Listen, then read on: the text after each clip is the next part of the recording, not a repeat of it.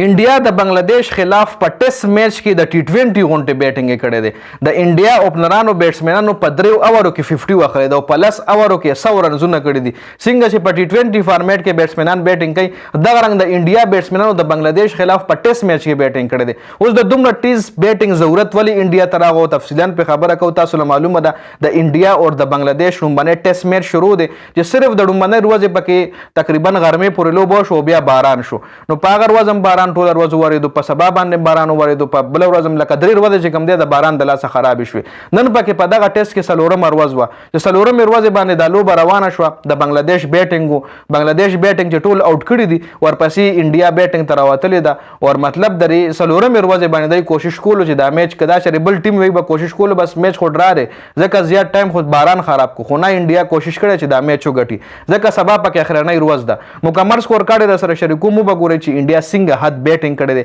څنګه ماډرن کرکټ څنګه د ضرورت مطابق کرکټ چې لکه کرکټ تانه څنګه ضرورت وړ هغه مطابق گیم کول دا نه چې تعالی په 50 بالو باندې 100 رنز پکاري او تر چې په گریز باندې ټک ټک لګیا کی نه چې دا هغه ټایم تله دی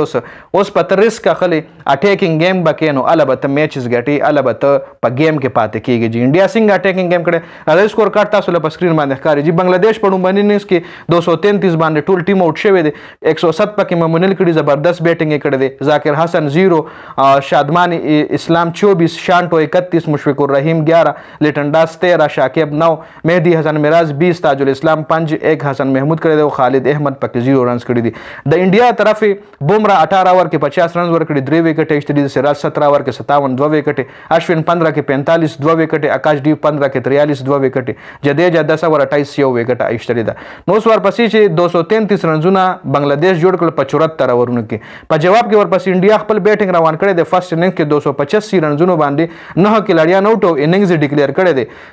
بنگلاديش له واپس بیټینګ ورکړي دغه 285 رنزونه انډیا په 34 اوورونو کې جوړ کړي دي لکه په 34 اوورونو کې 285 په ون ډے کې ډېر په ګرانه باندې جوړیږي د ایشیا په پیچز باندې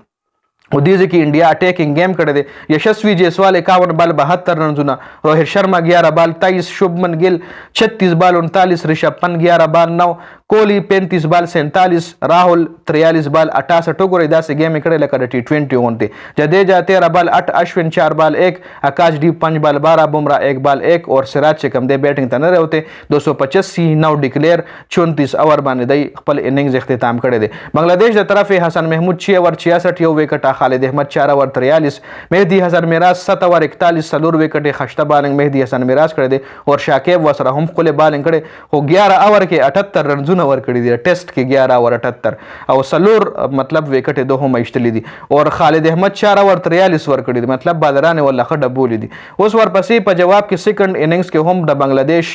په 26 رنزونو باندې 2 کلاړیان آوټ دي او سبا اخرنۍ ورځ ده نو کوشش وکړي د انډیا ټیم چې د بنگلاديش ټوټل ټیم آوټ کی او ورپسې بیا خپل بیټینګ هم شروع کی او خپل بیټینګ کې دا میچ چې کم دی او ګټي ځکه دا میچ د انډیا د لپاره ګټل انتهایی ضروری دي د چیمپیئن ټرافي نه چې کم د